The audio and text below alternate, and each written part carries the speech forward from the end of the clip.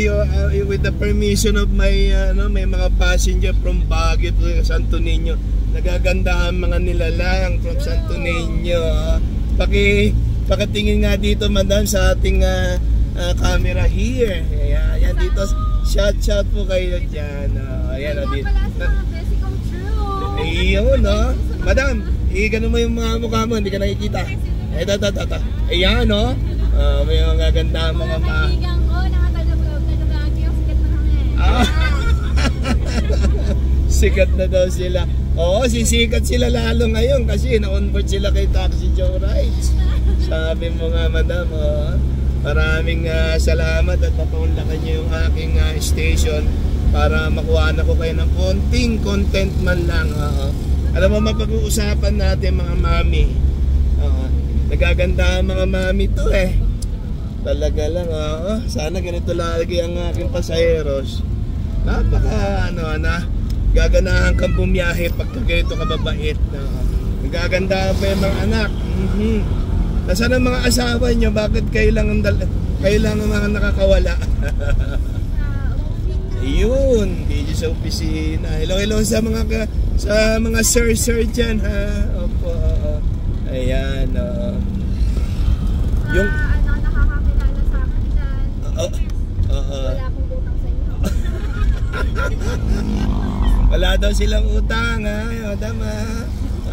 Sa mga besi kong true. Ayun no. Mga besi niyan true na silang may utang sa kanya. Magbayad na daw kayo. Pag nangungutang, dapat magbayad. Lalo na yung salitang Mars. Meron kasi tayong mga pinauutang. Minsan pag ikaw ay naniningil, sila pang galit. Opo. Huwag ganun. Kasi yung mga pinautang din ng mga nagpautang, pera din nila na pinaghirapan yun.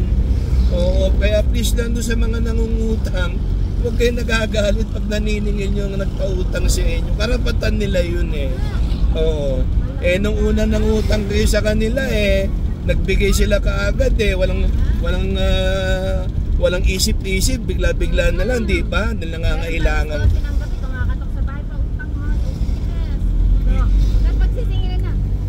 Yes, oo. Kaya, wag ganun. Kasi pagka kayo ang lumagay sa mga kalagayan ng mga nagpapautang, yung mga ako nangungutang din ako, pero nagbabayad ako. Wag ganun po kasi lahat ng yes, totoo yun. Lahat ng pera pinaghihirapan yan. At saka ang maganda doon, napautang ka, napagbigyan ka. Oo, tinulungan ka kasi nangailangan ka eh. Oo, nangailangan ka, naintindihan ka nagpautang, pinautang yung pera sa iyo. Ibig sabihin, pribilehiyo mo yun na malaki, di ba? So, kailangan natin i-cherish yung ganun. Ang tao, kaibigan mo nagpautang sa iyo, pinagbigyan ka, kailangan naman natin bayaran naman. Huwag naman natin taguan. Huwag natin kausapin natin kung di tayo makabayad. Makiusap tayo ng maayos. Hindi nagtatakip ng umbrella. Uy! Yung mga tumatakbo, mga gano'n. Nagtatakip ba madam sa iyo ng umbrella? Ganun. Tapos hindi ka papansinin. Wala namang araw, wala namang ulan. May umbrella. Para bang normal lang tayo mahiya. Kasi hindi tayo nakakabayad, di ba? Pero mas better siguro kung sa akin lang ha. Kasi ako nangungutang din eh. Mas maganda rin makipag-usap ka. Oo. Pinuntahan ka, makipag-usap ka ng maayos. Mangako ka, normal lang mangako. Pero wag naman natin yung pangako lang ng pangako hanggang sa napapako na lang, di ba? Ganun lang naman yun. Itong topic natin, itong utang na ito, kagabi topic lang namin ng ate ko. Ay, ganun ba yun, madam? Talagang mukha yata magbayad na kayo sa ate ko. Yun lang, mukha yatang madam na na yung topic na yun, hindi talaga nabubura yan, no? Always topic. Sa totoo lang. Victor, anong masasabi mo? Oo. Utang kalimutan. Utang kalimutan. Wag namang ganun. Lalo na Nahihirapan maliit man, 'di ba? Maliit man, malaki, ang mahalaga doon yung responsibilidad din natin na magbayad. Oo, yan oh. Yan naman ang ating oo. Itong pinag-uusapan natin mga ka-rides, para sa lahat ito. Para sa akin, para sa kaibigan natin, sa mga kamag-anak natin, gine-generalize ko na lang. Kaya maswerte yung mga tao dyan na hindi nangungutang. Oo. Pero sa tingin ko halos karami nangungutang Yung mga mayayaman nga nangungutang Di ba? Kung halimbawa yes, oo. Alam mo, may nagsabi sa akin may mga mayayaman dyan, nangungutang malakihan talaga sa bangko nangungutang yan, oo. Kaya, yes, oo. Kaya lang sa kanila, ang pribileyo sa mga big time na nangungutang, may mga collateral kasi sila na pwedeng ma-approvean kaagad ng bangko. Hindi katulad sa atin na wala.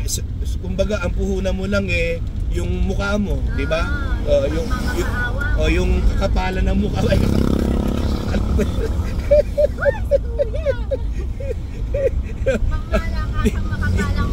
Hindi ba? Parang kabiti lang ang laki sa sobra, di ba? Masarap kasi masarap ang pakiramdam ng isang tao pag ikaw na-appreciate mo yung tulong. At the same time masarap din ang pakiramdam kung halimbawang nai-return mo yung tulong na ibinigay sa iyo. Yung utang na yan malaking utang ng loob yan utang ng loob yan hindi lang basta utang yan utang ng loob yan. Kaya utang ng loob, magbayad na po kayo. Utang na loob. Yes. Nagmamakaawa kami mga best kong true. Yan, sabi mo nga tama. Maganda yan na pag-uusapan kasi na ganyan. Hindi naman tayo sa nakikialam, we're concerned lang. Palagi ko idinidiin sa aking usapan na hindi tayo nakikialam. Kasi dapat lang tayong involved tayo sa sitwasyon di ba? So yung involvement natin sa isang sitwasyon, hindi tayo nakikialam doon sa ganun. So practical, concern lang po tayo sa isa't isa. Parang daan lang, concern lang ako sa daan kasi ang daan para sa lahat, di ba? Hindi mo pag-aari. So concern lang ako doon. Ano bang pakialam ko sa iyo, di ba? Sino ka ba? Kahit sino ka ba? Wala akong pakialam. Kaya lang ako, concern lang ako sa iyo. Ayusin natin pagmamaneo, para sa daan, ganyan, bigayan, walang puwang ang road rage, di ba? Wala nagmamay-ari ng daan para sa lahat. Share ang daan para sa lahat. Kaya yung kita mo, yung latest lang na nangyari doon sa Manila na naman na shooting incident walang puwang yung gano'n. Yeah. Yan oo, kaya nga hindi, siguro mamaya pag nandun na si SM yan, madam, siguradong bubulagat yan bubulagat uli ang mata niyan. Ay, ganun ba? Ayun lang. Sabi mo, ayaw mo kasi. Meron mga dyan, may utang sa amin. Ayun, balikan natin yung utang uli Tutulugan. Mukhang gigil na gigil si madam. Charot. Sabi mo nga, kaya nga. Ako, may mga utang din ako, pero nagbabayad ako. Nade-delay tayo, normal yun Normal ma-delay tayo. Wag lang ma-delay yung tiyan mo Delikado yung pagda-delay. Normal lang nadidelay. Oo, normal lang. Pero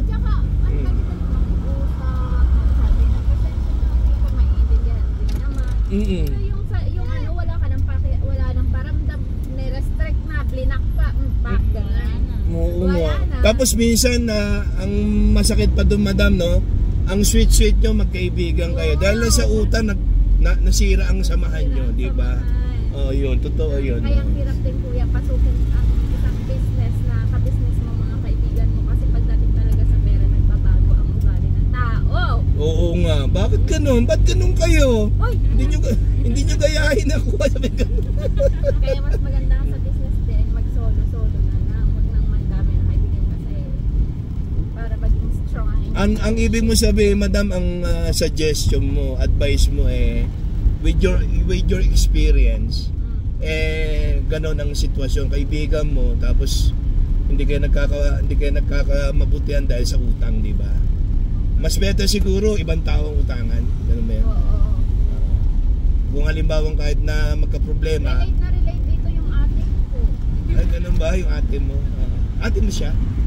Asawa ng kuya ko. So hipag, yung ate mo ang talagang nagpapautang. Oo. Kakapos niya lang Pwede- kagabi, guys. Pwede ko ba malaman yung ano niya, yung number niya at pangutang din ako? Wala na po yung stay. Wala na, nag-close na nga yung ano. Ganun ba? Ano ba yung lending ba yan? Yung store namin, naubos na. Ganun ba? Nautang. Sus Mariose po. Naubos sa utang. Oo. Binigay ko na Sabi. sa inyo. Ganun ba? Bless the Lord. Oo. Tulong na lang sa kanila yun. Ma'am Maureen Joyce. Oo. Ikaw yung ano, madam nun. Ikaw pa ang nag-book sa akin. Okay. Nag-grab kasi ako kay kuya, guys. Ayun lang. Expect na siya yung makaka-accept. Nag-vlog pala siya. So, Yeah. sa mga besi come true. Pakisado ang aming TikTok. Pakipollow yung page si Taxi Joe Rides. Yes. At nandito na po kami. Pagka meron po kayo hindi naman po, okay lang po ako. Nag-i-entertain lang.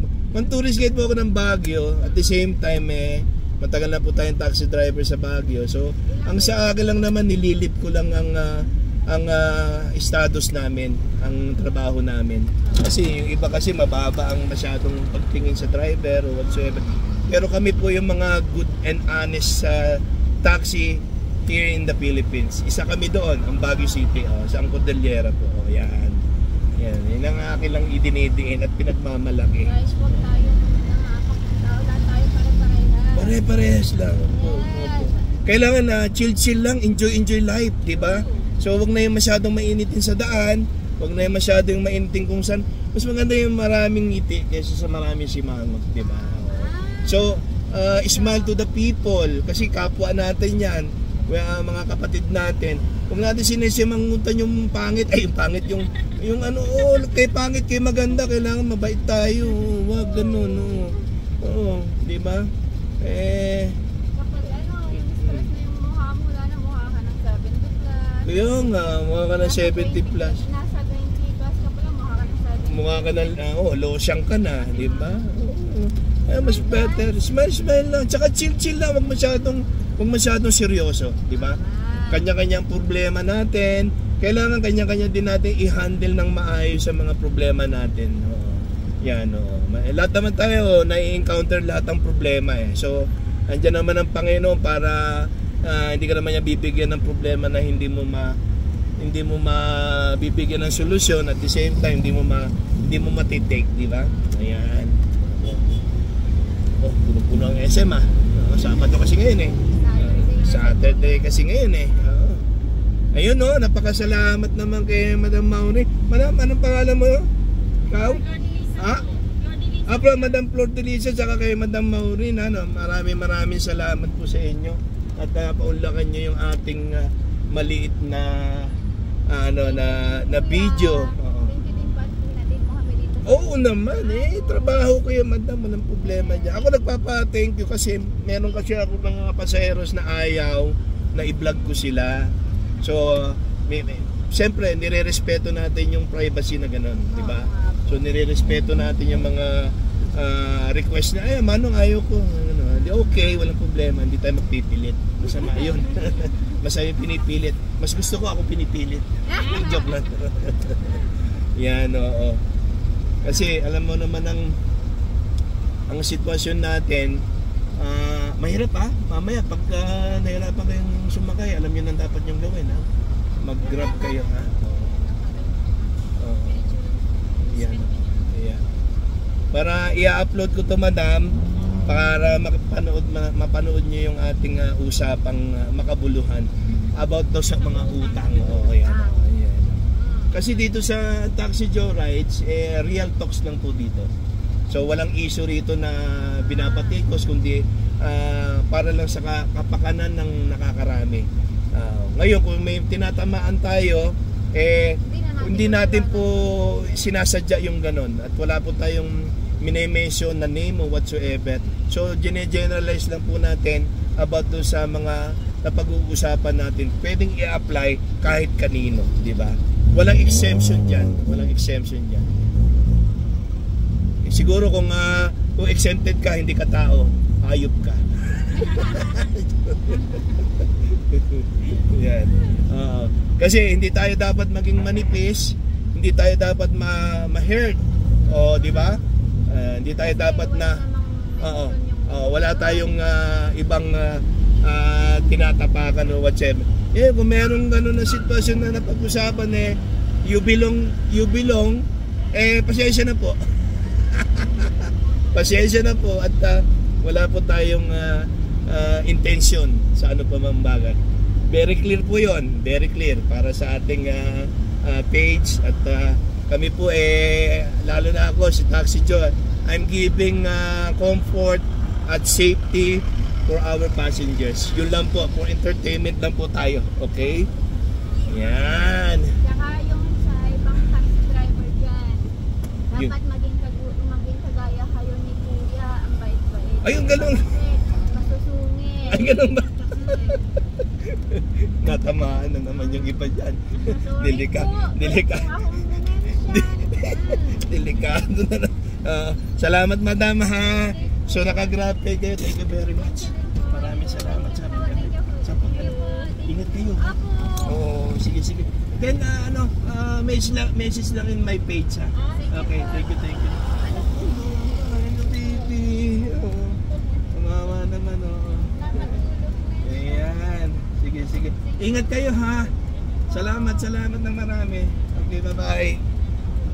Yan. Okay, bye-bye. Yan yung ating mga tiga Santo Niño na mga residente na gaganda mga mommies. So sana ganyan po sana lahat. Guys. So hold on lang. Mag-compute muna tayo. Yun lang po at mamaya uli this Taxi Joe Rides. Time to shine. Maraming salamat po.